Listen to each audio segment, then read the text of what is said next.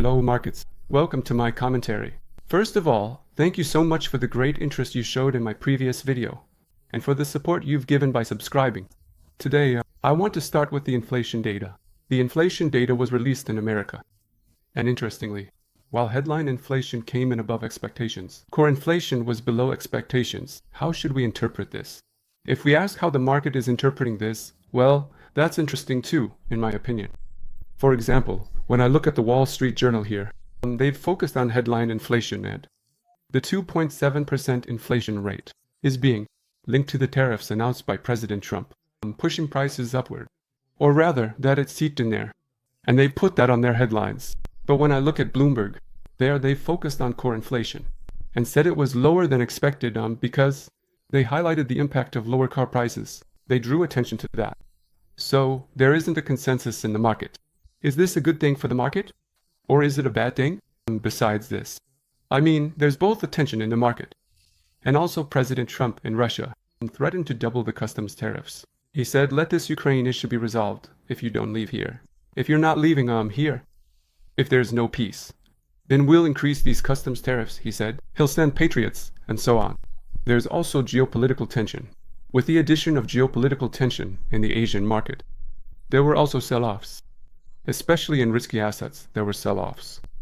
But right now, the market has opened. And when we look, for example, on the Dow Jones, there's a bit of, we see sales. We see that S&P is a little bit horizontal. S&P is fine right now. To the thing. Movement at levels close to its peak. When you look at it this way, S&P is fine. Continues to stand strong.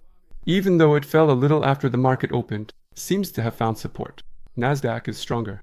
What we like is NASDAQ anyway. And so, when we look at the 4-hour chart, look, it's moving within an upward channel. We see that NASDAQ is making a normal move. I mean still. Strong, in my opinion, the American stock market. I continue to recommend NASDAQ. NASDAQ is still buyable. You can still add to NASDAQ. It still looks strong. A lot of news flow is supporting it here. Things like this happening. I mean, things like a bit of geopolitical tension increasing and so on. Could bring some selling to the markets. But these aren't things that will be permanent. After that, we see that buying comes back in again. So it's going well, it's going nicely. That's all I can say about NASDAQ, and by the way, we continue to recommend buying. And by the way, let's take a look at US 10-year bonds, because when something like this happens, money doesn't go into US 10 years anymore. Look, it's really interesting. When geopolitical tension rises, when there's a problem in financial markets, money used to go to US Treasury bonds as a safe haven. That's how it's been for many years. But instead, now US bonds aren't really seen as a safe haven anymore. Not so much, at least. The market doesn't see it that way. And in this situation, US 10-year yields, we see that they keep rising. But here as well, we might be nearing the end of this rise. If you look at it this way, look. This is a resistance level when we look at the 12-hour chart. And it's also a resistance on the 4-hour chart. So these levels, we might be approaching the end here. Now from here in the 10 years. If we see a 2-day pullback, meaning after the US market closes, if we see it drop for 2 days, then on the 3rd day, TLT can be bought. People ask when should we buy TLT. In such a scenario, TLT can be bought. Now from here, let's move on to gold. Look now. There was an interesting situation here regarding gold. 3,365 of the gold like this. We tried and saw you come back. And this is how he tried and came back. Today this. With the increase in geopolitical tensions, 3,300 again. Tried 65. And it came back again. I came back.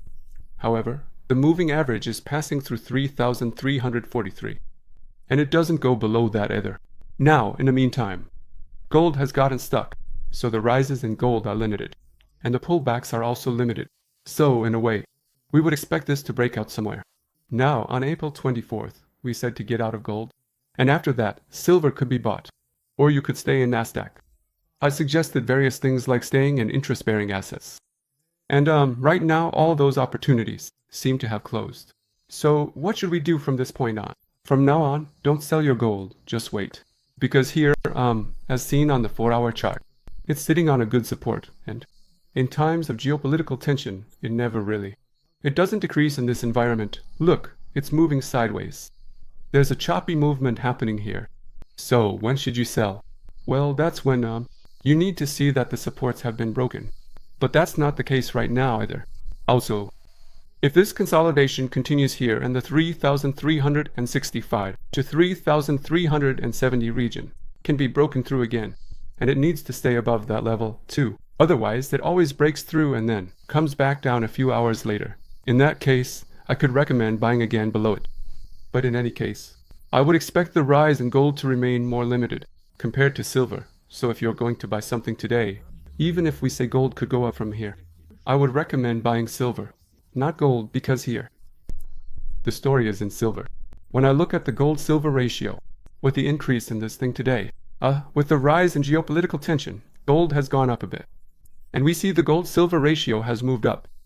These kinds of things can always happen, because it's also reached the oversold region. But ultimately, I think that it could keep going up to 84. Let's move on to silver. There was also a sharp move in silver with this geopolitical tension, and in silver as well, 38.74. After we saw our target, we see that it's pulled back. Silver is coming back from here. So when should you sell? Now, 37.23, the old one support level. I think it can be held up to here. It could drop again and then go back up from here. So we continue to like silver as well. Now Bitcoin. We had a support at 117,000 in Bitcoin.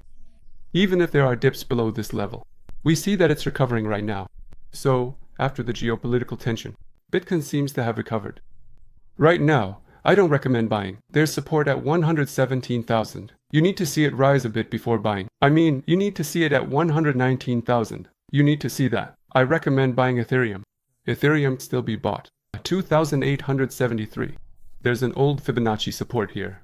Just reminding you of that. 3,344. There's also an old Fibonacci resistance here. Ethereum can be bought. Ripple has its resistance at 295. I see it's come back now. For now, I say hold. I don't recommend new buys. If it stays above 295, for example, if it holds for 4 hours, then I could recommend Ripple. But right now, this tension continues, and in the market, they couldn't make sense of the inflation data. Well, there is uncertainty in the market. Things like this happen a lot. Make such a purchase every day. You don't have to make a sale every day. So sometimes on such confusing days, sitting on the sidelines watching the market, it was useful to watch from outside. So I got the money. I was running around that day wondering what to buy. It may not be right to buy. Sometimes when there's this kind of confusion, for a day or two, waiting and then making a decision will be healthier. That's all for today.